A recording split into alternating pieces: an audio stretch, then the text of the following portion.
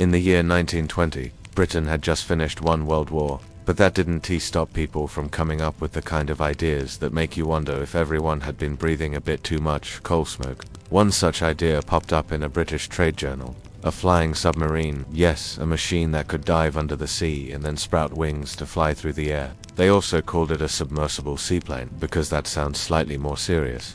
But the basic idea was the same, something that could be both a fish and a bird without asking nature for permission. The report claimed that a well-known aircraft manufacturer was behind the plan. This was not some backyard inventor with a shed full of tin cans and misplaced confidence. No, this was supposed to be the work of experts, people who had already built real airplanes that actually flew. But instead of being satisfied with that, they thought, what if we take an airplane, make it waterproof, and shove it under the sea? You can imagine the meeting, one man drawing a seaplane on the chalkboard, another man adding a periscope and saying, perfect, now it's a submarine. The thinking behind it wasn't completely absurd. After all, submarines could sneak around beneath the waves, and airplanes could travel fast over long distances. Combine the two and you could, in theory, approach an enemy base underwater, then rise up, unfold the wings, and take off into the sky. In theory. The trouble with in theory is that it doesn't account for physics. Having a laugh at your expense. One of the first issues would be the hull. A plane's body needs to be light enough to fly, but a submarine's hull must be strong enough to resist water pressure. This means you'd have to choose between making it so light it would crumple underwater, or so heavy it would sink perfectly but refuse to leave the ground. The 1920s engineers, bless their optimism, believed they could somehow balance both. Imagine strapping airplane wings onto a Castilian bathtub and expecting it to soar. That's the sort of challenge they faced. Then there's the matter of engines. Airplane engines need air, big surprise there. Submarines, on the other hand, work underwater, which is famously short on breathable atmosphere. You'd either need two different propulsion systems, or one that somehow works in both environments. And remember, this is 1920. We're talking about piston engines, propellers, and people still figuring out how carburetors behaved when it rained. A combined air and sea engine in that era would have been like asking a horse to turn into a bicycle halfway through a trip. And even if they had managed to make the thing work mechanically, there was the question of how to operate it. Submarine crews were trained to think about sonar, ballast tanks, and periscopes. Pilots were trained to think about lift, drag, and crosswinds. Asking one crew to be experts at both would be like hiring a chef, who could also play professional cricket while repairing your radio in between innings. Possible, maybe. Practical, probably not. The proposed designs that floated around the trade journals, pun intended, looked like elongated flying boats with retractable wings and a conning tower poking out the top. Some sketches showed pontoons for landing on water, while others imagined a smooth submarine-style hull that would slice through the ocean.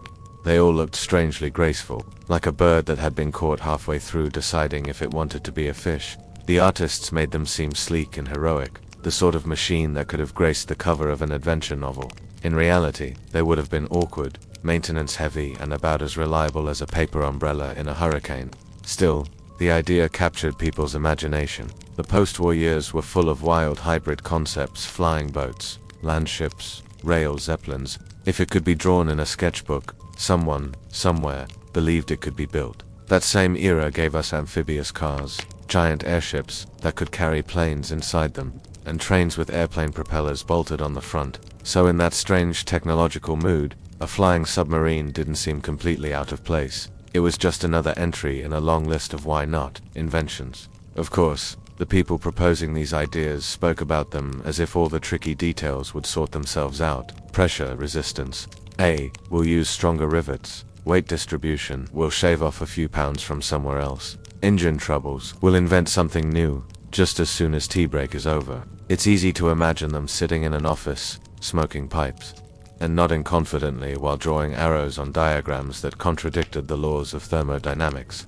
If the flying submarine had ever made it past the sketch stage, you would have seen some truly comedic moments. Picture a submarine surfacing in the middle of the sea, slowly unfolding its wings while the crew shouts at each other about the wind direction, or a plane landing on water, sinking a little too deep, and accidentally turning into a submarine without meaning to. There's a reason birds don't try to dive to the ocean floor, and fish don't try to fly over mountains. Nature already figured out the separation for us, and yet, Despite all the obvious flaws, the dream lingered. Something about the sheer audacity of a machine that could be both a predator of the deep and a hunter in the skies appealed to people's sense of adventure. It was the kind of vision that worked perfectly in pulp fiction magazines, spy novels, and the minds of overly ambitious engineers. So, that's the tale of the 1920 flying submarine, an idea that was bold, possibly brilliant, and almost certainly doomed from the start. But hey, history is full of moments where people aimed for genius and landed somewhere between comedy and disaster. If you like hearing about the ridiculous things our ancestors thought were good ideas, make sure you like and subscribe to Dumb Historian, because we've got plenty more of these stories coming. Back in those days, folks thought just about anything was possible if you slapped enough hinges, gears, and good old optimism onto it. We looked at airplanes, we looked at submarines, and we said, why can't we have both? And of course, the wings were going to be the tricky part. You can very well have big airplane wings sticking out when you re-under the water. They'd just drag, catch currents, maybe snap clean off. So the idea came along. What if the wings could fold up, or better yet, slide right into the body like a telescope? We didn't know much about telescopes other than they went in and out, so that was enough proof for us. The picture in our minds was simple. You take the wing, you chop it into sections, and each section fits neatly into the next, like a stack of dinner plates slipping into each other. Then, when you want to fly, you just pull them out again, nice and smooth. Easy as opening an umbrella. That's how we described it, anyway. Of course, umbrellas never have to deal with seawater pressure, barnacles, or a wing spar bending in 3 directions at once. But we figured if we could make a pocket knife work, we could make a wing work the same way. After all, wings are just bigger knives for the air, aren't they, in the drawings? It was beautiful. The fuselage would be this sleek, perfect tube. The wings would be gone when you were diving. People would look and say, where did the wings go? And we'd grin and say, inside, like a magic trick. No one bothered to think about the fact that you'd need enormous empty spaces inside the fuselage to store the wings, or that those empty spaces would need to be sealed off, so the whole craft didn't T-flood. We just assumed the engineers would figure it out. That was their job. Our job was to have the big idea, and we were sure it was the future. Imagine surfacing from the depths, the hatch popping open, and then the wings shoot out like a bird stretching after a nap. The crowd on shore would clap. Someone would probably faint from excitement. The newspapers would call it the folding miracle of the seas. And when you dove again, the wings would just disappear, vanishing into the sides like a snake slipping into its burrow. There were, of course, a few little problems. For one, wings aren't as light as they look. When you try to slide something that big and heavy in and out of a metal tube, it doesn't behave like in the drawings. It jams, it scratches, it bends a little here, a little there, until nothing fits quite right anymore. And that's before you add salt water, which has a way of sneaking into every moving part like it's been invited. Hinges would rust shut in a week, sliding tracks would seize up, and the whole mechanism would groan like an old barn door. We tried greasing them, but that just made a lovely home for sand and grit, turning the whole thing into a grinding machine. Then there was the question of how to make the wings strong when extended. If they're made of sections that slide into each other, that means there are joints. And joints, as it turns out, are not the best at holding a wing in place when you're repulling several tons of lift through the air. Our solution, if you could call it that, was just make the joints strong enough, which is like telling someone to build a bridge and just make it sturdy. We didn't have the materials for it yet, but no one wanted to admit that. Sometimes the wings would come halfway out and stop. That was the worst, because then you had half a wing on one side, 3/4 on the other, and no way to even them out in mid-flight. Pilots didn't like that. They said it made the craft want to roll over. We told them to just be careful until they landed, but the pilots insisted that was not how aerodynamics works. We mostly ignored that, because it sounded like an opinion. Another challenge was sealing the fuselage after the wings went in. You couldn't just leave an open slot there, or the whole thing would fill with water like a teapot. So the plan was to have big sliding doors like shutters close over the wing gaps. We thought that sounded easy enough. But underwater, pressure is no joke. Those doors needed to lock so tight you'd think they were welded. Then, when you wanted to open them again, you had to pry them loose, which usually involved banging on them with whatever tools you had handy. You can imagine how well that worked when you were in a hurry. We never stopped believing in the telescoping wing though, even as prototypes sat on docks, dripping seawater and refusing to fold in. We'd gather around them and say things like, just needs a bit of fine-tuning.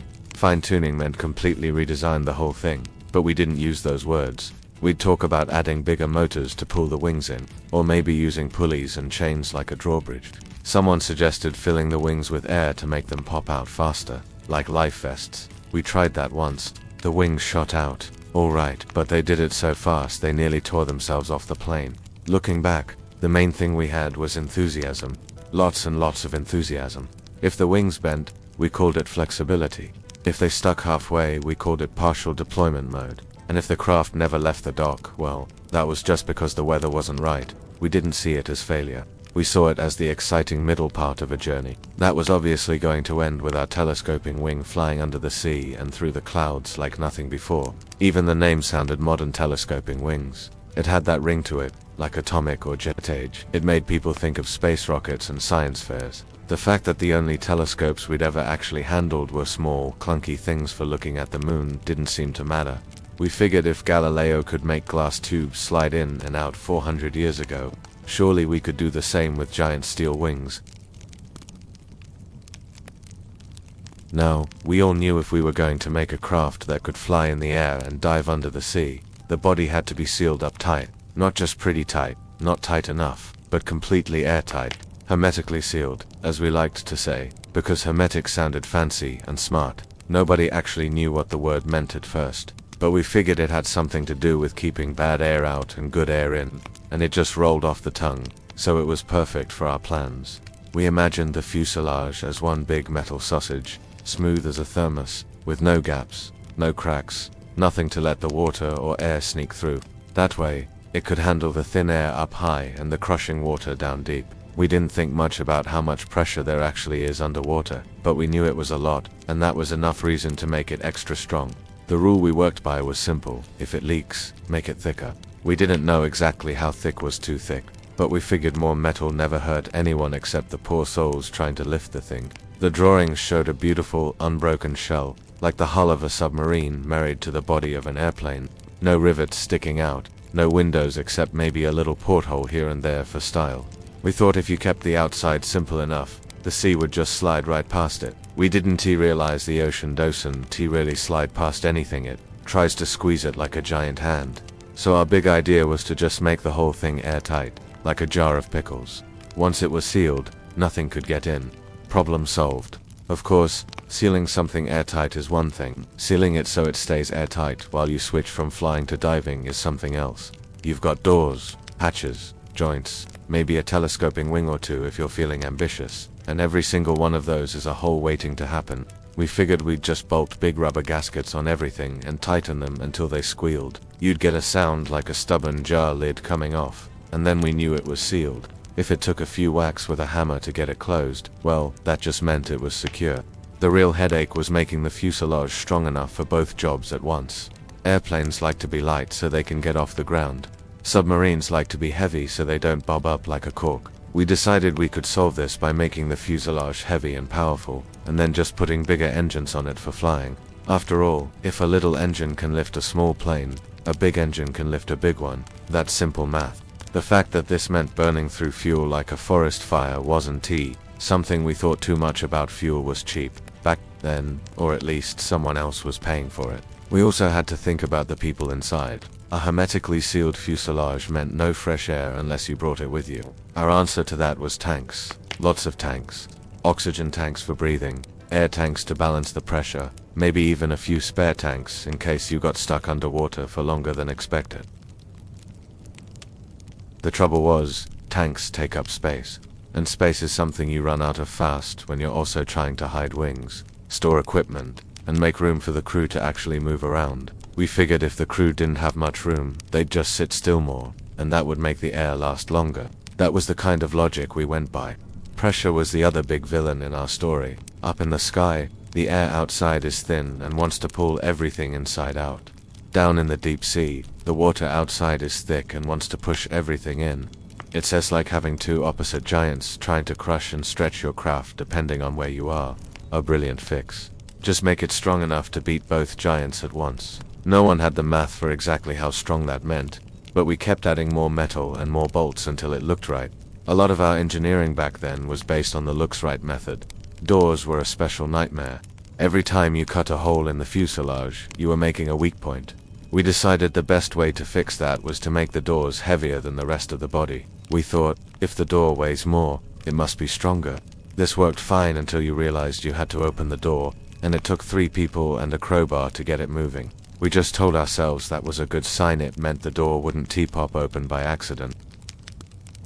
Then there were the welds. A hermetically sealed fuselage is only as good as it seems, so we told the welders to make them as thick and lumpy as possible. A nice shiny seam might look pretty, but we didn't trust it. We liked welds you could trip over, welds that looked like frozen lava flows. If it looked messy, that meant more metal, and more metal meant stronger, at least in our book. Never mind that a bad weld could snap faster than a clean one. That was the sort of thing we figured we'd deal with later. One of our less brilliant ideas was to paint the whole fuselage in a special sealant that was supposed to make it even more airtight. The sealant was thick and tar-like, and it smelled like burning tires. But we brushed it on until the craft looked like a shiny black beetle. The idea was that, if there were any tiny holes, the sealant would fill them in. We didn't think about what would happen when the metal expanded and contracted in different temperatures. Spoiler, the sealant cracked. But we just slapped on another coat and called it maintenance. We were so sure that a perfectly sealed fuselage was the answer to everything that we didn't spend much time thinking about other problems, like how to get rid of heat inside, or what would happen if you needed to open something fast in an emergency. To us, hermetically sealed meant safe, and safe meant done. When we first set about making our Air and Sea Wonder, we knew we had to make it look like it meant business in the air. Nothing says fast and modern quite like having not 1, but 2 propellers. A single propeller, that's for barnstormers and Sunday pilots. 2 propellers, that's the future. Twice the blades, twice the speed. That's how we saw it. We didn't bother with complicated calculations, just plain common sense. More is more. The early sketches showed them mounted out front, 1 on each side of the fuselage. We thought it gave the craft a balanced, symmetrical look. You could practically see it slicing through clouds like a bread knife. And in our minds, 2 propellers didn't just double your power. They also gave you spare propulsion. If one stopped, the other would keep going, and you'd still make it home. Of course, what we didn't think through was how lopsided the flying gets when only 1 propeller is working. Turns out, it doesn't just keep you moving forward, it also spins you in a nice, big circle until you're dizzy. But that was the pilot's problem, not ours. Our reasoning for twin propellers went beyond just speed. We figured with 2, you could push more air at once, which obviously means you can carry more weight. After all, if 1 horse can pull a wagon, 2 horses can pull 2 wagons, right? So, by our logic, 2 propellers meant we could load the fuselage with heavy metal walls, telescoping wings, and enough gear to sink a small battleship because the props would just work harder. Never mind that engines don't quite behave like horses, and air doesn't behave like a dirt road. That was engineer talk, and we were idea people. We imagined them turning in perfect harmony, both spinning at the same speed, like 2 big clock hands chasing each other. The truth was a bit less elegant. Getting both engines to match speed exactly is tricky, and when they don't, the whole craft starts to shudder like a washing machine with all the clothes on one side. We told ourselves that was just the sound of extra power. If it rattled your teeth a bit, that meant it was really moving. One of our proudest innovations was the idea to make the 2 propellers spin in opposite directions. We heard somewhere that this would cancel out torque and make the plane more stable. We didn't really know what torque was, but canceling anything sounded smart. The only catch was that this meant the left and right engines had to be built differently, so the props would spin opposite ways. That meant twice the manufacturing work, twice the spare parts, and twice the things that could break. But we didn't dwell on that, because now, when we explained the design, we could say, oh yes, they counter-rotate for stability. It made us sound like geniuses. Mounting them was another story. You can't just nail propellers to the fuselage. They need engines behind them, fuel lines, and controls so the pilot can manage each one. We figured we'd just put all that in the wings and call it a day. What we didn't account for was how heavy that makes the wings, or how the vibrations from the engines travel right through the metal frame, making everything hum like a church organ. Some of the early testers complained about their vision going blurry after 10 minutes of flight, but we figured that was just them not being used to speed.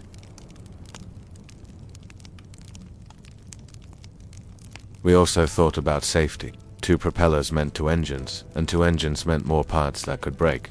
So, in a way, we thought we were doubling safety by doubling risk. Our thinking was that the odds of both engines failing at the same time were small. This is technically true, But what we didn't realize is that if one fails at just the wrong time, say, while lifting off, it can make the craft veer so sharply that you don't get to worry about the other engine failing at all.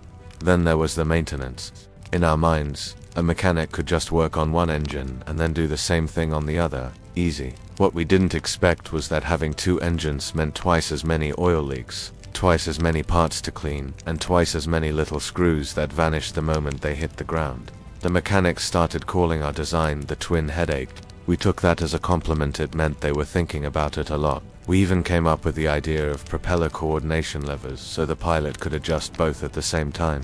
This sounded clever until you realized that trying to balance two spinning death fans while also steering a heavy half-boat half-plane through the sky was like juggling while riding a bicycle. We shrugged it off. After all, pilots are professionals. If they couldn't handle it, they probably weren't the right kind of pilot.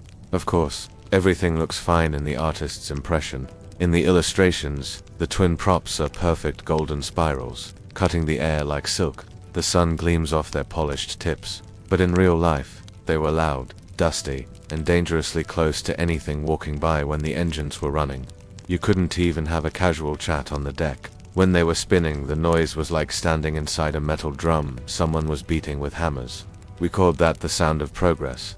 One of the funnier moments in our testing came when someone suggested reversing one propeller to help slow the craft when landing on water. We thought this was a brilliant use of reverse thrust. What actually happened was that the craft bucked so hard it nearly pitched the test pilot into the drink. We just nodded seriously and said, "Good to know," and then quietly stopped trying that. Even with all its quirks, we loved the twin propeller idea, because it made the whole thing look impressive. You could stand there, pointing at it on the runway or pier, and say, "She's got twin props," and people would nod like they knew that meant something. In truth, it mostly meant more work for everyone involved, more parts to break, and more strange handling quirks for the pilot, but it also meant speed in our minds, and that was enough for us to keep the idea alive. Back in 1934, there was this Soviet engineering student, Boris Ashtakov, who decided the world needed a machine that could both fly in the sky and hide under the water. He wasn't just doodling for fun, he had a full plan. Not one engine, not two engines, but 3 engines. Because as everyone knows, 3 is better than 2, and way better than 1. And to top it off, he added a periscope. Because if you're going to sneak up on someone, you need to peek without them seeing you. It all sounded like the sort of thing you'd see in a science magazine that swears we'll be living on Mars next year. The idea was simple in theory.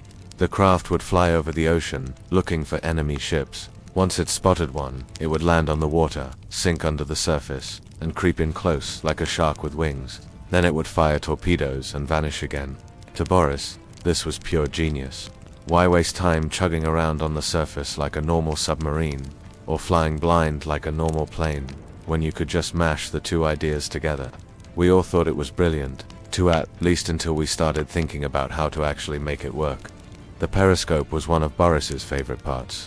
In the air, it was useless, of course, but underwater, it lets you look around without sticking the whole craft up where people could see it.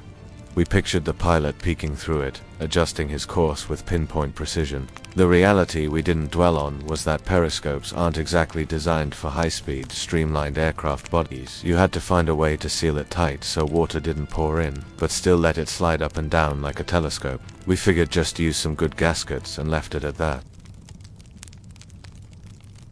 As for the engines, Boris wanted 3 for maximum versatility, 2 propeller engines on the wings for flying, plus 1 smaller one for underwater movement. This made perfect sense to us, like having 1 set of shoes for running and another for swimming. The challenge, which we politely ignored, was how to keep the air-breathing engines from drowning the moment you went under. We assumed you could just close the vents and the engines would be fine until you surfaced again. That's how you keep rain out of a chimney, right? Same principle, we thought. The plan for the air engines was straightforward enough. They'd get the craft into the air, cruise to the target area, and land it gently on the water. Then the underwater engine would take over. This was supposed to be a streamlined, quiet motor for sneaking around. But water is thick stuff, and even a quiet motor has to work hard to push a heavy metal tube with wings through it. We imagined it gliding gracefully under the waves like a swan underwater. In reality, it would be more like dragging a grand piano through a swimming pool. We all agreed that Boris's torpedo idea was the cherry on top. Once you were under the water, you could get close enough to a ship to launch torpedoes without them spotting you. We didn't worry much about the fact that firing torpedoes makes a lot of noise and shakes the whole vessel. Surely the element of surprise would make up for that.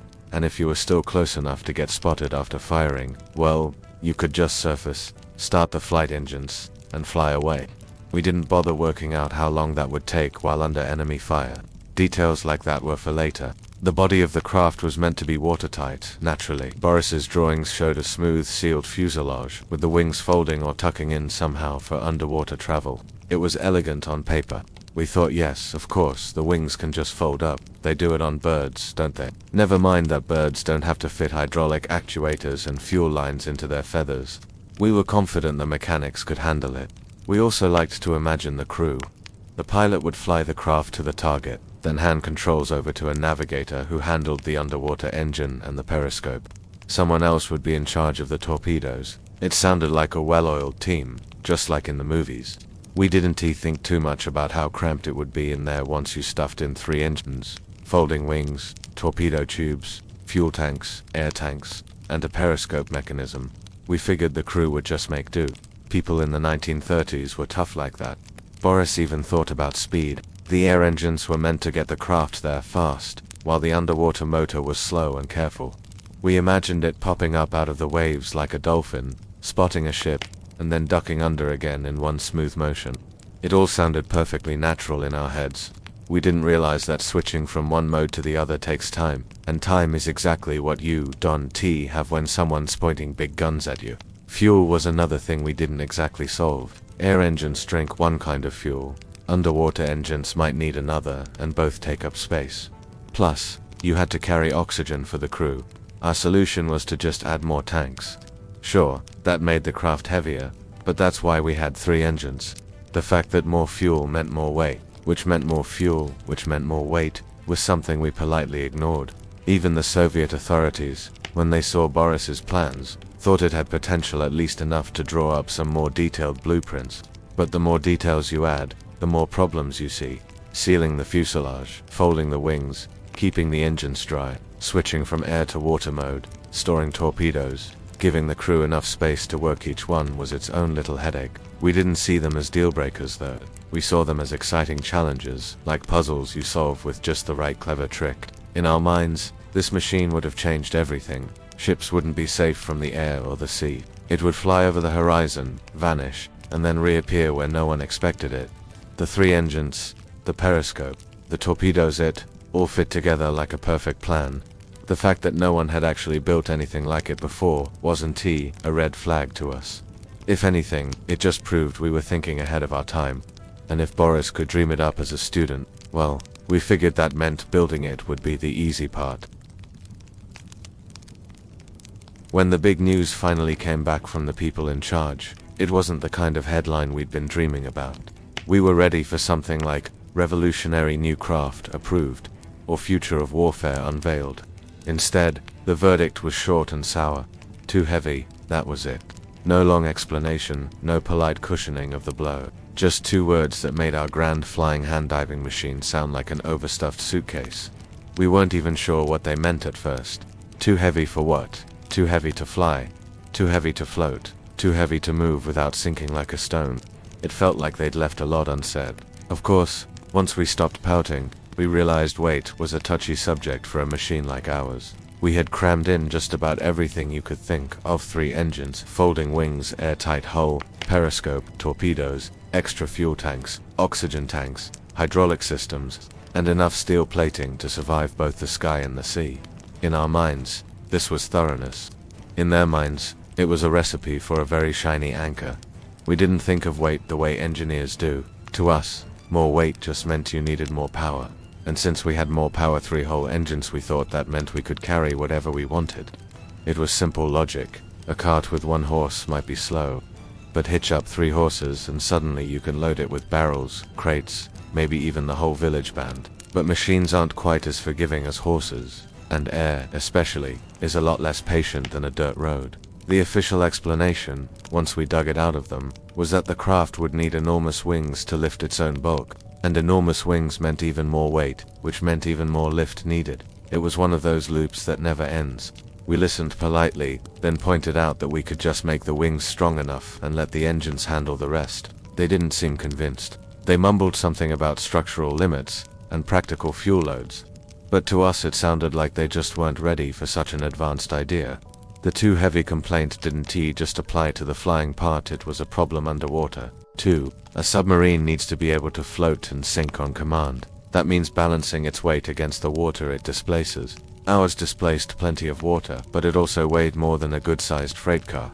To make it float, we would have needed giant ballast tanks, which, naturally, would add more weight. It was a little like trying to make a rock into a beach ball by just blowing it up. No matter how much air you add, the rock is still the rock. We did our best to defend the design. We argued that weight could be a good thing underwater after all. You want to sink quickly when you're trying to avoid detection. They countered that we'd probably sink a bit too quickly, as in straight to the bottom with no coming back. We shrugged. Surely that was just a matter of adding more pumps or maybe jettisoning something we didn't need. But every time we suggested what could be removed, it turned out to be something important like the engines, or the wings, or the torpedoes. The truth is, the very idea of a hybrid craft like ours is a balancing act, and balance is tricky when you're adding features like you're filling a Christmas stocking. Every time we thought of something new, better armor, bigger fuel reserves, extra crew space, it sounded too important to leave out. Nobody wants to be the person who says, let's take away the life support to save weight. So, the design kept growing heavier, and we kept assuring ourselves it would all work out. The higher-ups, though, saw it differently. They wanted something practical, something that could be built and used. Now, not 20 years later, when someone finally invented engines that could lift a steel whale into the sky. To them, our drawings looked like a wish list without a budget. And when you're trying to sell an idea, the phrase, trust us, it'll work, doesn't carry much weight, no pun intended. We didn't take the rejection lying down. Of course, we told ourselves they were just too cautious, too stuck in old ways. We even tried to spin it into a compliment. Too heavy meant we depacked it with so many clever features that the world just wasn't ready for it. We figured they'd come around eventually. In our heads, we pictured the day when some desperate commander would say, if only we had that flying submarine idea from back in '34, and then we'd roll out our blueprints like victorious magicians. In private, though, a few of us did wonder if maybe, just maybe, we'd tried to fit too much into one machine. Airplanes are happiest when they're light and sleek. Submarines are happiest when they're dense and tough. We were trying to make one thing happy in two completely different environments, like building a racehorse that also plows fields. It might be possible, but it won't be good at either job without some serious compromises. At the time though, we didn't want to hear about compromises. We wanted everything: speed in the air, stealth in the water, armor for safety, room for weapons, and a design that made people say wow, before they even knew what it could do. The saddest part was that it never even reached a stage where we could test it. No prototype, no half-scale model, not even a full-size mock-up made of wood. It lived and died on the drafting table, with all its weight neatly flattened into paper. We used to joke that the only reason it didn't fly was because the blueprints themselves were too heavy to lift. Looking back, it's easy to see that too heavy wasn't just a problem of pounds and kilograms, it was the weight of the whole idea. It was the weight of wanting everything in one package, the weight of ignoring limits, the weight of thinking just add more is always the right answer. But in the moment, it felt like a door being slammed shut on the future. We stood there, still holding our plans, still picturing that flying submarine skimming over the waves and diving out of sight, while the people in charge walked away shaking their heads, and all we could think was, if only they could see it the way we do. In the 1960s, when most people were busy building cars with tail fins and sending astronauts into space, an American inventor named Donald Reed decided to skip all that and build something truly important: a flying submarine. Not a drawing, not a daydream, not a what if someday, but an actual real, single-seat machine you could climb into, start up, and take both into the air and under the water. He called it the RFS-1, which sounded official enough to make it seem like a government secret, even though it was mostly just one man's stubbornness turned into aluminum and bolts. Now, to be clear, the RFS-1 wasn't some giant military beast. It wasn't built to carry torpedoes or a dozen crew members. It was just one seat, one brave pilot wedged into a little craft that looked part speedboat, part light airplane. Reed wasn't trying to win wars with it. He was trying to prove a point. You really could have one vehicle that flew over the waves and then slipped under them like a submarine. Everyone before him had been told too heavy or too complicated or too dangerous, but Reed's thinking was simpler. If it floats and it flies, then the rest is just details. From the outside it looked like an odd mashup. The fuselage was a sealed metal tube, streamlined for air travel, but shaped so it could move through water without dragging like a brick. It had wings for flight, nothing telescoping or folding this time. Just regular fixed wings, but it also had the airtight hole you'd expect from a submersible. The propeller on the back could push it through the water, and the plane's engine could push it through the sky. Reed basically looked at the two biggest design headaches from earlier concepts, keeping it sealed underwater and getting enough lift to fly, and decided he'd just do both at once and see what happened. The seating arrangement was as straightforward as it gets. One pilot, right in the middle, surrounded by controls that looked like they came from both a Cessna and a fishing boat. You had your flight yoke and gauges for altitude and speed, but you also had underwater navigation gear, ballast controls, and switches for sealing the craft before diving. Reed kept it simple because, after all, there was only one person to handle everything. In a way, it was like building a car. You could also say, oh sure, you have to learn a lot of different controls, but once you get the hang of it, you're a captain and a pilot in one. Getting the RFS-1 airborne was the easy part. It flew like a small plane, because at its heart, that's what it was. A light aircraft with the extra muscle to carry waterproofing and ballast tanks. The trick came after you landed on water.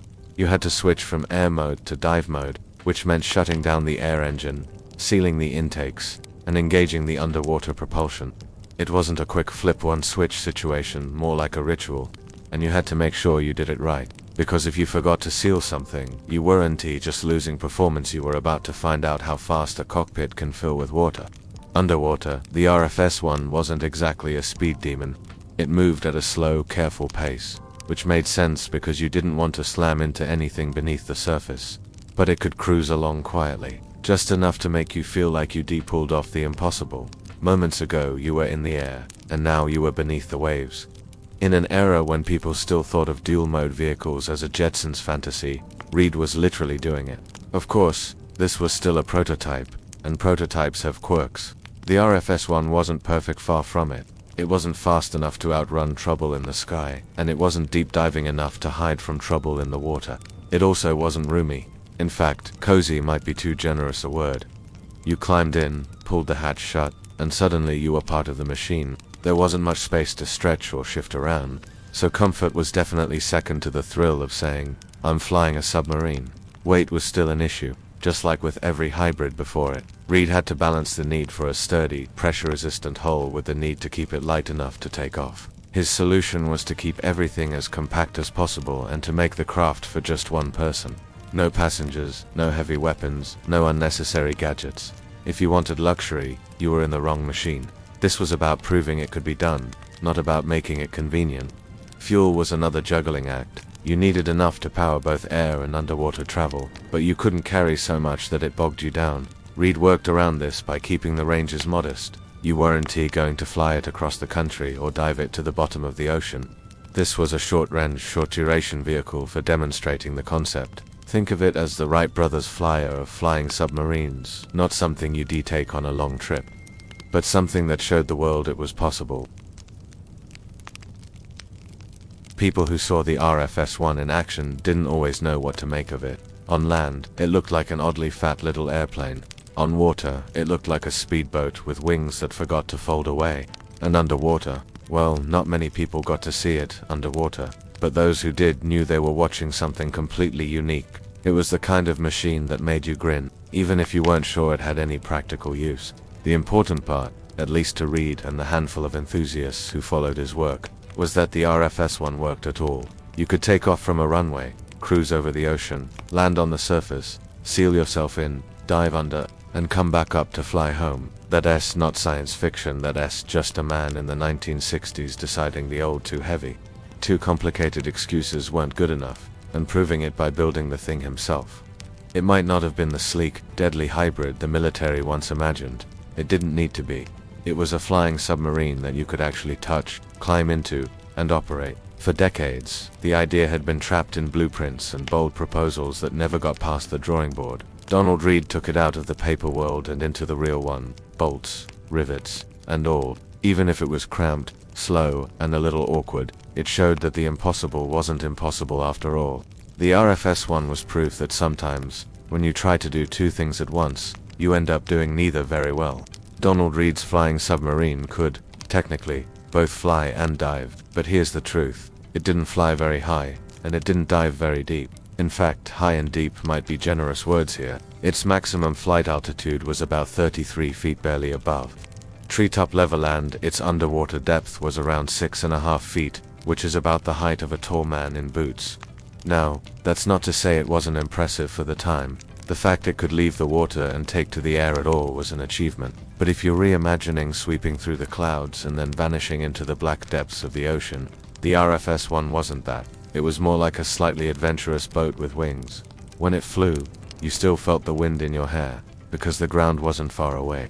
When it dove, you still saw daylight rippling overhead because the surface was right there. You couldn't exactly sneak under an enemy fleet without someone spotting your periscope or your whole craft just under the waves. In the air, those 33 feet might sound low, but in theory, it was just enough to clear small waves and maybe hop over a dock if you had to. It wasn't soaring like a bird. It was more like skimming along like a dragonfly that had taken flying lessons from a very cautious instructor. This low altitude also meant you had to keep a sharp eye out for anything sticking up trees, poles, masts. One wrong move, and your flying submarine became a regular submarine in a hurry. Underwater, the depth limit of 6.5 feet meant you weren't really diving in the sense submariners think about it. You were more like slipping just under the surface, the way a crocodile lurks with only its eyes showing. In clear water, you'd still be easy to see from above, and if you were trying to avoid detection in murky water, you might succeed unless the other guy had a net, a stick, or a good throwing arm. These limits weren't there because Reed didn't want the RFS-1 to go higher or deeper. They were the direct result of trying to balance two opposite needs in one small craft. To fly, you need to keep weight down and lift up. To dive, you need a strong, sealed body to handle water pressure. Every extra bit of strength you add for underwater safety adds weight, which fights against your ability to climb in the air. Every bit of streamlining for the air works against you underwater, where slower, sturdier shapes are better. Reed was constantly pulling in two directions, and the end result was a machine that could only do each job a little. And yet, there was a kind of charm in there. The RFS-1 didn't hide what it was. It wasn't pretending to be a long-range aircraft or a deep-sea explorer. It was a proof of concept, a real-world demonstration that you could merge two entirely different modes of travel into one machine. Even if you couldn't outclimb a gull or outdive you could still say, with a straight face, "This is my flying submarine," and that was enough to get people's attention. Operating it meant thinking ahead. If you wanted to fly over something, you had to make sure it wasn't taller than 33 feet. If you wanted to go under something, you had to make sure it was floating in more than 6.5 feet of water. That's not a lot of margin for error. Coastal harbors.com, lakes, and open bays were fine. Stormy seas, steep cliffs, or deep channels were out of the question. You had to pick your playground carefully.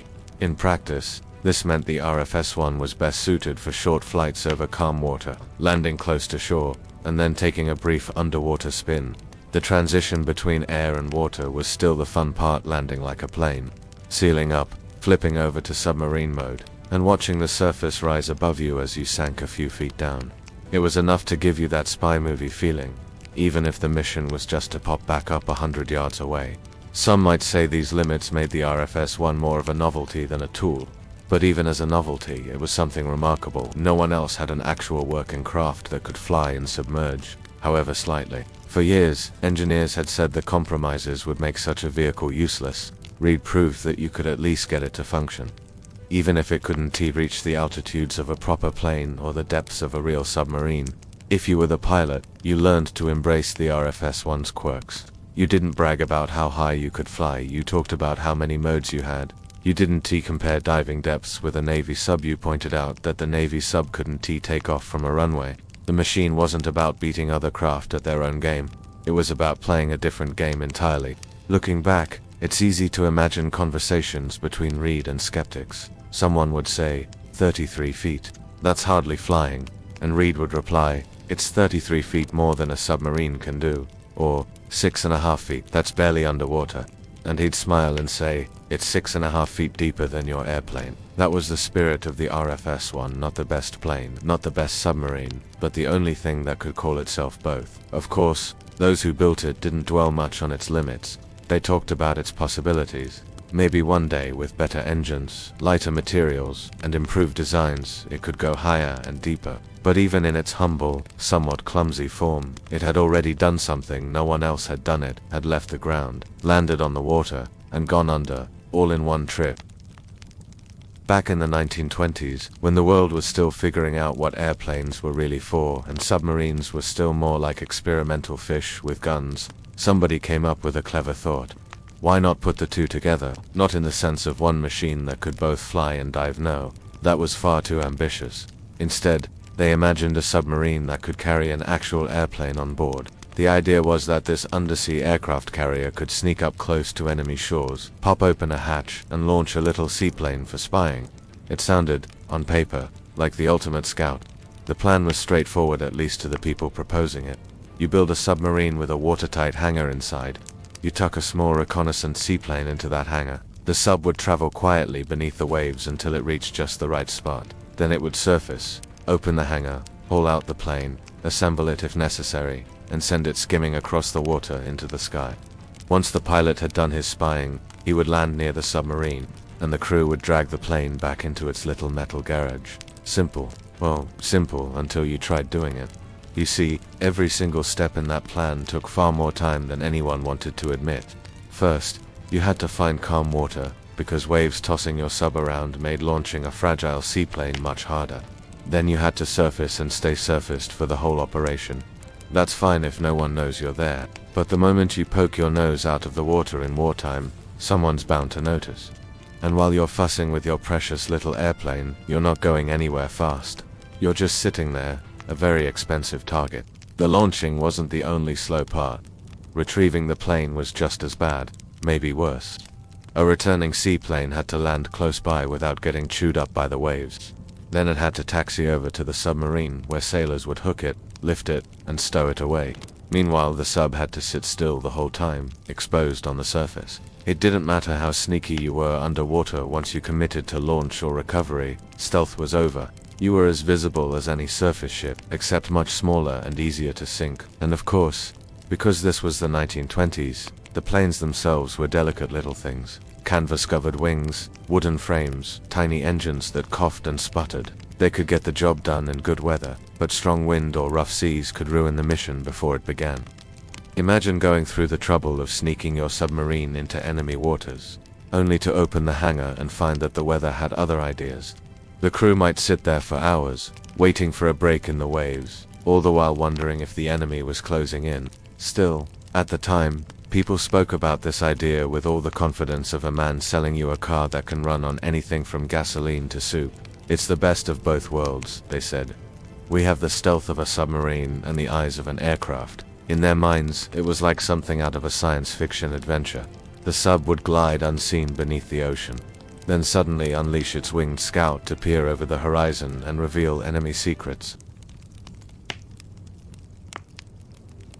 They didn't dwell much on what could go wrong, and plenty could. If the plane got shot down, you lost your scout and maybe your pilot. If the plane landed too far away, you had to surface longer to fetch it again. More risk. If the enemy spotted you during the process, your clever hybrid became a sitting duck. And if the weather turned ugly mid-mission, good luck getting that plane back at all. Some countries actually built and tested these submarine aircraft carriers. The Japanese later took the idea much further, but even in the early days, navies in Europe and elsewhere experimented with them. They worked, technically speaking, but they were always limited by the same problem. They had to stop being submarines to use their aircraft, and stopping was dangerous. That slowness, that vulnerability, was the Achilles heel of the whole concept. A submarine's strength is that it can stay hidden and keep moving underwater. An airplane's strength is that it can see far and get there fast. But in this design, both machines had to work on the surface together for a while, and in war, a while can be too long. The idea promised surprise and speed, but the reality often delivered exposure and delay. If you'd been a crewman on one of these ships, you might have seen both the thrill and the risk firsthand. Picture it, your deep underwater engines humming softly, and the captain gives the order, You rise toward the surface, everyone tense, waiting for the moment when the hatch opens. The hangar door creaks, salty air rushes in, and you and your mates haul out the little seaplane, careful not to damage its wings. The pilot climbs in, waves once, and roars off across the water. Then you wait, and wait, and wait. You can't just dive away and meet him later. You're stuck until he comes back. All the while, you're praying no one over the horizon is looking your way. The people who dreamed up this invention weren't fools. They were just a little too in love with the image of it. On a clean blueprint, it all looked so smooth and daring. On the ocean, it was clumsy, slow, and sometimes downright nerve-wracking. And yet, for a time, navies kept building them, hoping they could solve the one problem that never went away: how to get eyes on the enemy without putting your own ship in danger. After the Great War ended in 1918, the seas were quiet, but the minds of naval planners were not. The Royal Naval Air Service had been rolled into the new Royal Air Force, and both were trying to figure out what on earth they were supposed to do with airplanes now that the war was over. The RNAs had proved, during the war, that you could put planes on ships, fly them over enemy lines, and even drop bombs from them. But that had all been under wartime pressure, with the rules made up as they went along. The 1920s were different. Now they had time to think, and thinking, as it turned out, could lead to some very strange ideas. The Royal Navy looked at its battleships and destroyers and thought, these are fine, but wouldn't it be better if we could see much farther? Airplanes could do that. They could spot enemy ships over the horizon and report back. They could patrol the seas for submarines. They could even attack targets that big guns couldn't reach. The trouble was, ships and planes didn't naturally get along. Ships like to stay afloat. Planes like to take off and land on nice flat strips of land. The Navy's job in the 1920s was to figure out how to make them work together. One of the first big steps had already been taken: the aircraft carrier.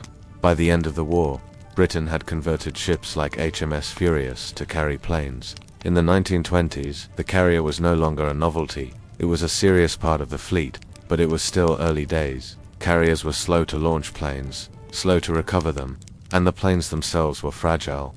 The Navy tried all sorts of tricks to get around this. They launched tiny fighter planes from catapults mounted on battleships. They tried seaplanes that could be lowered into the water by crane. They experimented with folding wings so they could cram more planes into less space. The RAF, on the other hand, was not entirely convinced that airplanes should belong to the Navy at all. They saw the ocean as just another place for their pilots to fly over, not a separate battlefield. This caused endless arguments between the two services. The Navy said, "We need planes designed for the sea." The RAF said, "A plane is a plane." The result was a mishmash of designs. Some worked well at sea, others were clearly meant for land and didn't survive long in the salt spray. This was also the decade when people started to think beyond the obvious. Why just have carriers when you could have submarines with planes? Why not put a little runway on top of a cruiser? Why not have a battleship launch its own scout, then recover it without stopping? None of these ideas seemed too strange at the time. If it could be drawn on paper, it was worth a try. Part of the excitement came from how fast aviation was advancing. In 1914, planes were slow, flimsy things held together by wires and fabric. By the late 1920s, they were faster, stronger, and could carry heavier loads. Naval officers imagined that one day a single plane might carry as much punch as a destroyer-s broadside. If that day was coming, they didn't want to be caught unprepared. So they pushed for every kind of experiment, even ones that looked ridiculous. There was also the matter of prestige. The Royal Navy had ruled the seas for centuries. They weren't about to let the new flying machines slip entirely into the hands of the RAF. Every new carrier launched, every successful test of a shipboard aircraft, was a way of saying, "We still lead the world." This sometimes meant adopting ideas because they sounded impressive, even if they weren't very practical. If you'd been a sailor in the 1920s, you might have seen some of these experiments firsthand. Picture standing on the deck of a cruiser as a seaplane is lowered into the water. The pilot waves, guns, the engine, and skips across the waves into the sky. Everyone cheers. Then, hours later, he comes back, lands beside the ship, and you haul him back up with a crane while, hoping no enemy spotted you during the whole slow, clumsy process. It felt like progress at the time, even if it wasn't exactly swift or safe. And this was the decade when the Navy tried to define exactly what planes should do in battle. Were they scouts, meant only to see and report? Were they attackers, dropping bombs and torpedoes? Or were they defenders, chasing off enemy aircraft before they could strike the fleet? The answer, eventually, was all of the above. But in the 1920s, that wasn't obvious. Every exercise at sea was a test. Sometimes the planes performed brilliantly, spotting an enemy fleet before the ship's lookouts even saw smoke on the horizon. Other times they failed entirely, planes broke down, got lost, or missed their targets. Despite the setbacks, the Royal Naval Air Service veterans, now working alongside the RAF, kept pushing. They knew that war would come again someday, and when it did, the fleet that could see farthest and strike fastest would win. The 1920s were their laboratory years, a mix of bold ideas and trial-and-error experiments, and if some of those ideas were a bit too optimistic, well, that was part of the spirit of the age. After the Great War, the Royal Navy had a new fear burned into its mind: the submarine. The German U-boats had nearly strangled Britain by sinking merchant ships faster than they could be replaced.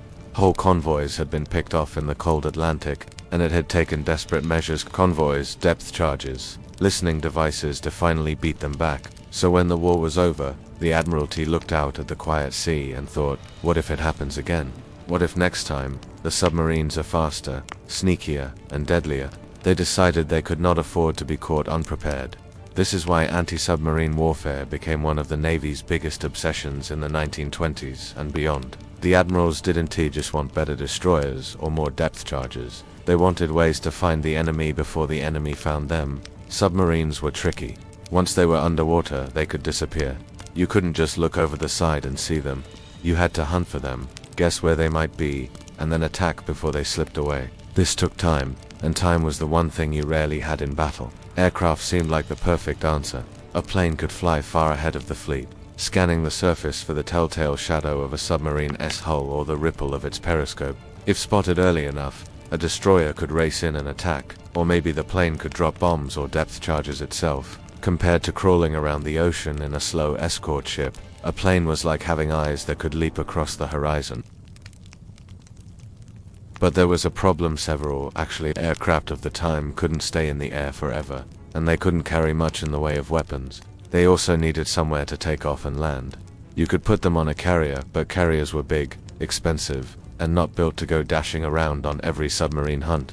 Smaller ships could carry seaplanes, but launching them was slow, and recovering them was even slower. Every minute spent hauling a plane out of the water was a minute a submarine could be slipping away. That's where the wilder ideas came in. If you could make a vehicle that combined the speed and scouting ability of an airplane with the stealth of a submarine, you might have the ultimate sub hunter. It could fly to a distant patch of ocean in minutes, search for signs of an enemy, then dive underwater and attack. It wouldn't need a carrier. It wouldn't need cranes. It could scout and strike in one seamless move. To the admirals who had spent the war fighting U-boats, this sounded like magic.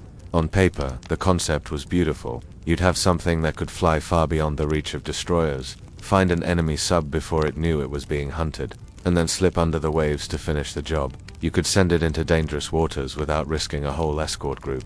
You could even have it scout ahead of convoys, keeping them safe without slowing them down. In practice, of course, the technology wasn't there yet. The kind of engines that worked well in the air didn't work well underwater.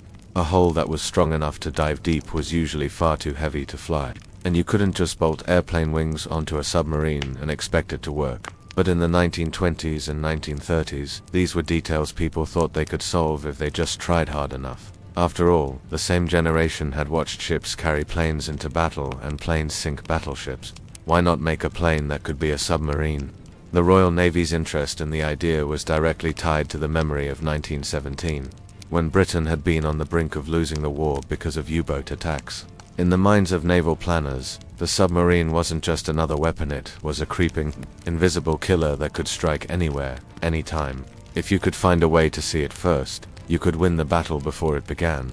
That's why even the strangest proposals got serious attention. If you'd been in a planning meeting at the Admiralty in those years, you might have heard an officer say, "Gentlemen, picture it, a craft that takes off from the coast, flies hundreds of miles, spots the enemy, then dives like a fish to stalk its prey. No time wasted, no need for support ships, just straight to the kill." It would have sounded thrilling, and maybe just possible enough to fund a few experiments. And it wasn't only about hunting submarines. Such a craft could also evade detection in ways normal planes could not. If it was spotted in the air by enemy fighters, it could vanish beneath the waves. If it were chased by a surface ship, it could dive and slip away. In theory, it was the perfect predator, both hunter and ghost. The admirals, still haunted by the ghost of the U-boat threat, wanted tools that could guarantee it would never happen again. They didn't yet understand that hybrid machines tend to be mediocre at both of their intended jobs. In their eyes, every problem was a puzzle that could be solved with enough cleverness and steel. And in an age when technology was leaping forward every year, it was easy to believe that the impossible today might be standard practice tomorrow. That's why the flying submarine wasn't dismissed outright as a mad fantasy. Two men who had watched the seas churn with torpedo wakes, it seemed like the logical next step in keeping Britain safe. If only they could make it work, it might be the ultimate anti-submarine weapon. People back then always thought they could outsmart nature if they just tried hard enough. If you told them something couldn't be done, they'd start drawing up blueprints just to prove you wrong. So when someone suggested making a vehicle that could both fly in the air and dive under the sea, the idea didn't get laughed out of the room, it got people nodding. They thought, sure, why not? We already have submarines. We already have airplanes. Just put them together. The trouble was, nature doesn't care about optimism. The air and the sea are two completely different worlds, and the things that work well in one tend to be terrible in the other. If you want something to fly, you make it light, sleek, and as thin as you can. If you want something to survive deep underwater, you make it thick, heavy, and strong enough to resist crushing pressure. Trying to make one machine do both jobs is like trying to make a coat that keeps you warm in the Arctic and cool in the desert. It's possible in theory, but you're going to hate wearing it. The first problem was propulsion. Planes and submarines need entirely different systems to move. A plane uses propellers or jet engines to push through thin air. A submarine uses propellers to push through thick water. And it needs an air supply if it runs an internal combustion engine underwater, which it can do without special snorkels or batteries. You couldn't just have one engine and call it a day. You needed one for flying and another for underwater work. That meant extra weight, extra space, and extra ways for things to break. Then there was the body itself. A plane's fuselage doesn't need to hold out against much pressure. It's designed for speed, not for fighting off the crushing tons of water you get even a few dozen feet down. A submarine's hull, on the other hand, is like a steel barrel. It's heavy, reinforced, and built to take punishment from the surrounding ocean. To make a flying submarine, you'd need a body that was strong enough to dive, but still light enough to get off the ground. In the 1920s through the 1960s, the materials just weren't there. You either made something that could fly but crumpled underwater, or something that could dive but wouldn't leave the ground without a catapult and a prayer, and that was just the basics. You also had to think about sealing the craft. A plane has plenty of openings for air intakes, landing gear bays, and control cables. A submarine needs to be airtight, watertight, and able to keep water out at all costs. Every hole in the body, every window, hatch, or propeller shaft was a place where the ocean could find its way in.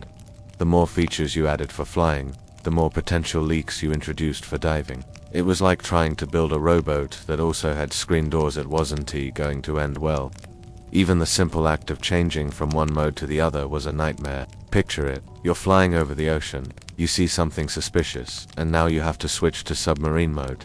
That means shutting down the flight engine, sealing up the air intakes, switching to underwater propulsion, and somehow keeping the craft level while you splash down.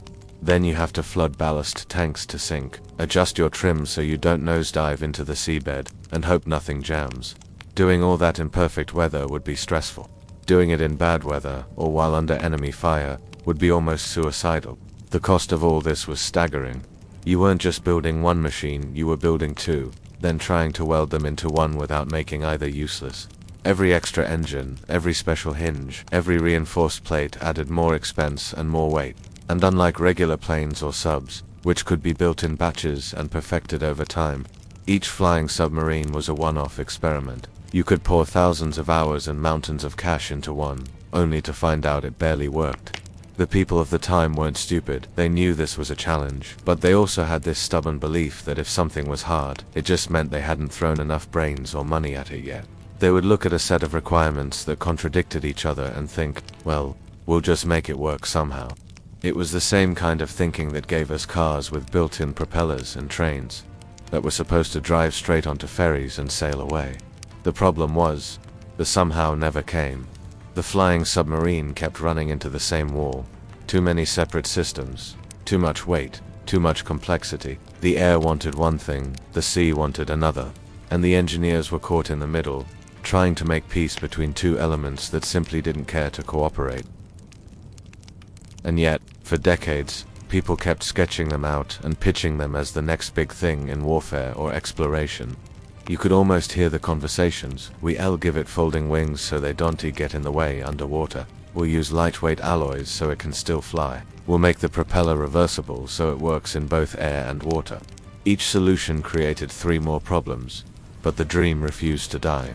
It always looked so simple on the drawing board, just a few extra parts, just a little more reinforcement, and surely it would work. It never did, at least, not in a way that was practical, affordable, and reliable enough to be worth using. The technology of the time just wasn't ready to give engineers what they needed. You could have speed in the air or strength underwater, but not both, not without making a machine so complicated that it would spend more time in the repair bay than in action. And yet, somehow they thought they were almost there. Back then, people were still in the "what if we made one thing that did everything" phase of thinking. You know the kind, why have a broom and a mop when you could have one tool that does both badly? The flying submarine was one of those ideas. On paper it looked clever. In real life it was like trying to mix oil and water and expecting mayonnaise to pop out on its own. But something else was happening at the same time that made the dream of these hybrids slowly fade into the background. Airplanes themselves were getting better, a lot better. In the early days after World War I, naval aviation was still an awkward teenager. The Royal Naval Air Service had only just been folded into the Royal Air Force, and everyone was still figuring out what a plane could really do for a navy. They had flimsy biplanes, short flight ranges, and unreliable engines.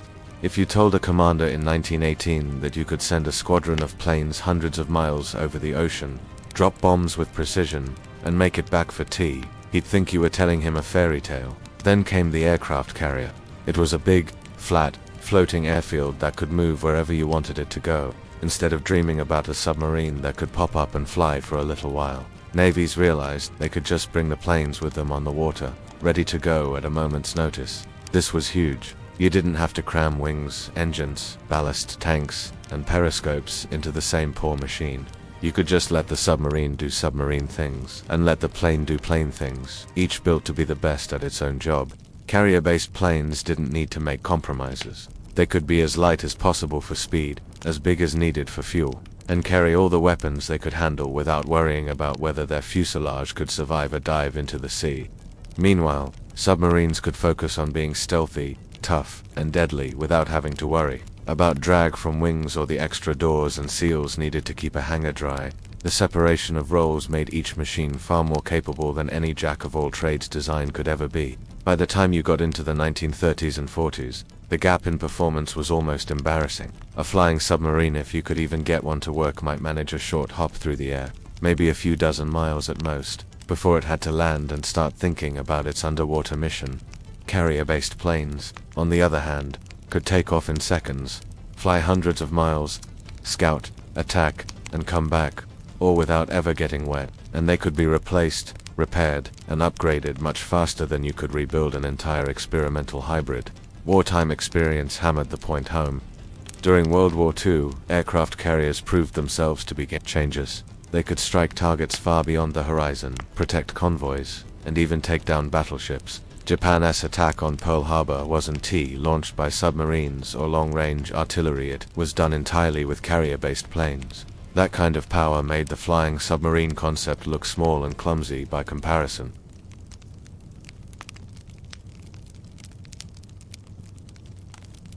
It also turned out that having separate specialized vehicles was easier to manage logistically. You could train pilots to focus purely on flying, and submariners to focus purely on undersea operations. You didn't need to create a strange breed of crew that knew how to fly an airplane, and operate a submarine to skill sets that take years to master on their own. This wasn't just about performance, it was about practicality. In war, you want something that works now, not something that might work in 10 years if you're lucky and have endless money. There were also safety concerns, though back then, safety often took a backseat to does it look cool on paper. The more complicated the machine, the more things could go wrong. In a flying submarine, any failure in one of its many systems could be fatal. A carrier plane could have an engine failure and ditch in the water, with rescue ships nearby. A submarine could have a mechanical issue and surface for repairs. But a machine that had to do both jobs had twice as many things that could break, and usually no good way to recover from them. By the 1950s and 60s, the difference in capability was night and day. Jets were now screaming off carrier decks at speeds no flying submarine could hope to match. Submarines were diving deeper and staying submerged longer than ever before, thanks to nuclear power. Why try to mash them together anymore? The two branches of technology had each found their groove and were pulling away in completely different directions. In the end, it wasn't that the flying submarine idea was completely impossible. A few braver, possibly overconfident tinkerers even built small versions that kind of worked. The real killer of the concept was that the world simply didn't need it anymore. Carrier-based planes gave navies all the long-range scouting and attack capabilities they wanted, without the headaches of designing, building, and maintaining a machine that was constantly fighting against its own compromises. The admirals and planners saw the writing on the wall. Instead of pouring money into something that was equal parts science experiment and gamble, they could invest in tried-and-true ships, aircraft, and submarines that already worked well and could be improved steadily. That choice wasn't glamorous, but at one war's end, that was what mattered most. It all started with a sketch on paper, and from there it ran away in everyone's imagination. A submarine that could fly, what a thing. The Royal Navy liked the sound of it. After all, planes were still new enough to seem magical, and submarines had just proven themselves in World War I, so why not put the two together? If one was good, two in one had to be better, right? That was the thinking. They pictured it swooping over the waves, spotting enemy ships from miles away, then dropping into the sea like a great bird to stalk them unseen. It sounded like the sort of machine that would win battles before the enemy even knew it was there. On the drawing board, it worked perfectly. There was no awkwardness in the lines, no confusion about where the wings would fold, or how the propellers would survive a dive. The periscope poked up like it belonged there. The engine, some for the air, some for the water, sat side by side in perfect harmony. You could almost hear the thing humming along in both worlds. But that was just the dream. Dreams don't have weight. Dreams don't have bolts that rust, or seals that leak, or wings that twist in the wind. When they tried to make the numbers match the dream, the trouble started. Every calculation led to another problem.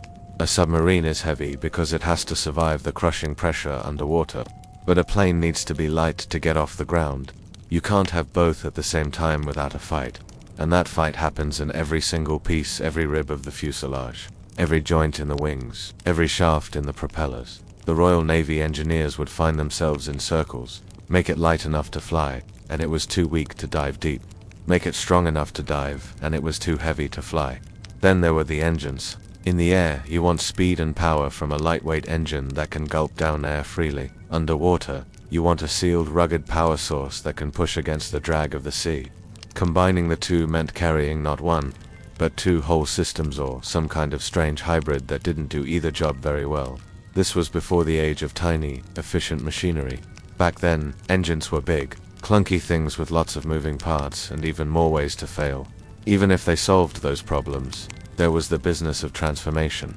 How do you take a craft from flying above the waves to diving beneath them without stopping for an hour to fold, seal, and adjust everything? In a war, you don't get to tell the enemy, "Hold on, we're just folding our wings and shutting the watertight doors." The changeover would have been slow and noisy, making the whole advantage of surprise almost worthless. The Royal Navy could see all these issues piling up, but there's something about a shiny idea that makes people want to ignore the hard parts. Reports kept getting written with diagrams showing how it might work if certain materials could be made lighter, or if engines could be made more efficient. It was a constant if, but those ifs were miles ahead of what was possible at the time. It didn't help that the 1920s and early 30s were years of tight budgets. Britain wasn't going to throw heaps of money at something unproven when more ordinary ships and planes still needed funding. Every pound spent on a flying submarine would be a pound not spent on a reliable destroyer, or a proven aircraft, or the growing fleet of carrier-based planes that were already showing real promise. The tipping point came when the reality of war needs clashed with the fantasy of hybrid design. Dedicated aircraft could already scout far and fast. Submarines could already sink ships with deadly stealth. Trying to mash them together was starting to look like building a horse that could also swim like a fish. You'd end up with something that trotted badly and swam worse. The admirals didn't need that, so the project stalled, not with a loud crash or a dramatic cancellation, but with a slow, quiet fade.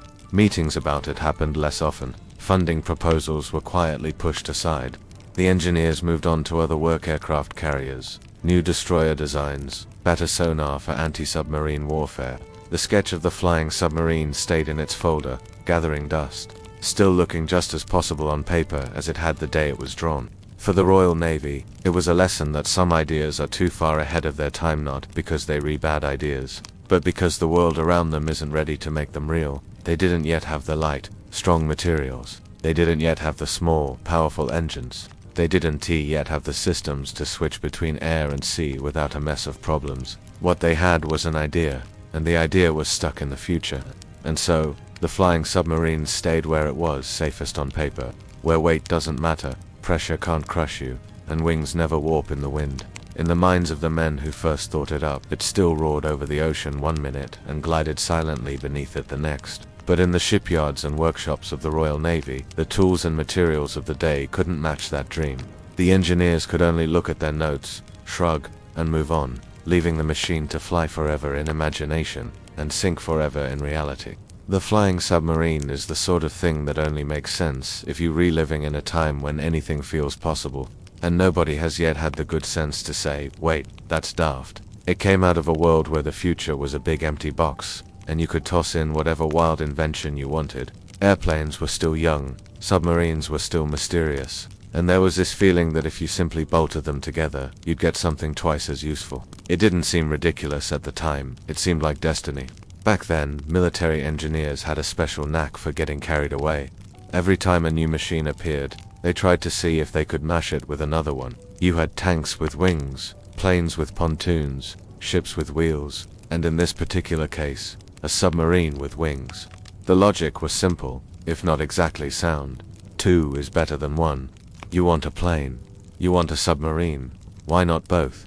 You can practically hear the meeting where someone says it out loud and the rest of the room nods along. Because, well, it's a new idea and nobody wants to be the person who kills the mood. The trouble is, real-world machines have rules. You can't just make something do both, without it becoming worse at each. But that's the sort of thing you only realize later, after you've drawn a beautiful sketch and convinced a committee that it's the future. In the early stages, everyone was looking at the big picture, not the tiny details like the fact that wings and propellers don't enjoy being dragged through seawater, or that submarines aren't fond of being hurled into the air. The flying submarine idea sat perfectly in that in-between place where imagination is running faster than reality. Engineers in the 1920s and 30s were drunk on new possibilities. The world had just seen airplanes change warfare in World War I, and submarines had terrified entire navies. Combine them, and you had something that, in theory, could scout far and strike unseen. They imagined it spotting a battleship from above, then diving under the waves like a hawk tucking its wings, coming up right underneath the target, and letting loose torpedoes before anyone could react. It sounded almost too good to pass up, but as with so many grand plans, reality spoiled the fun. Every part of the flying submarine was a headache waiting to happen. The body had to be strong enough to handle water pressure, but light enough to get off the ground. That's like trying to make a steel balloon. The engines had to work in 2 totally different environments, one pulling fresh air in at high speed, the other sealed up and shoving water aside. And of course, there was the changeover problem. How do you get from flying to diving without making it look like a slow, clumsy magic trick? In theory, it was just a matter of fold the wings, shut the hatches, dive away. In practice, you'd have enemy gunners using your transformation sequence for target practice. Still, the idea wouldn't die. Even after specific projects got cancelled or ignored, the dream lingered. This was partly because engineers love solving puzzles, and a machine that could both fly and swim is the ultimate puzzle. It's also because militaries tend to keep unusual ideas on the shelf, just in case the future finally catches up to them. The flying submarine lived on as a sketch, a concept, and maybe someday. And it wasn't alone. Military history is full of these weird science ideas machines that were equal parts genius and madness. During times of rapid change, like after World War I or during the Cold War, Inventors seemed almost desperate to be the first to combine two unrelated technologies. There were aircraft carriers made from ice, torpedoes powered by rockets, and tanks that could float like boats. The flying submarine fits right in with that crowd, wildly ambitious, deeply impractical, but impossible not to admire in its own strange way. If you imagine the design rooms of the time, you can see why these ideas got so far. There's a long table, a pile of papers, and a group of men in uniforms pointing at a diagram of a sleek, winged submersible. They talk about changing the face of warfare and striking the enemy where they least expect it. Nobody is asking the dull questions about cost or maintenance or the fact that saltwater ruins most moving parts. Those questions come later, after the excitement has faded. By the time the engineers faced those dull questions, the answer was usually the same. It's too heavy, too complex, too expensive, and too slow to be useful. That's what happened to the flying submarine again and again. Each time someone tried to make it work, they hit the same wall, and each time it quietly went back into the file marked interesting but not practical. Yet even in failure, the flying submarine left a mark. It became a kind of shorthand for bold but bonkers military thinking, a reminder that not every clever idea belongs in the real world. It showed how the rush of new technology can tempt smart people into chasing something that sounds perfect, but falls apart under the weight of physics. And it's exactly that mix of ambition and absurdity that makes it so memorable. The funny thing is, you can still find people today who believe it could work if only we had the right materials, the right engines, the right design tweaks. Maybe they're right. Maybe it really was an idea too far ahead of its time. Or maybe, deep down, the flying submarine is one of those things that works best, where it started in the mind of an engineer who thinks, why not, before they think, how.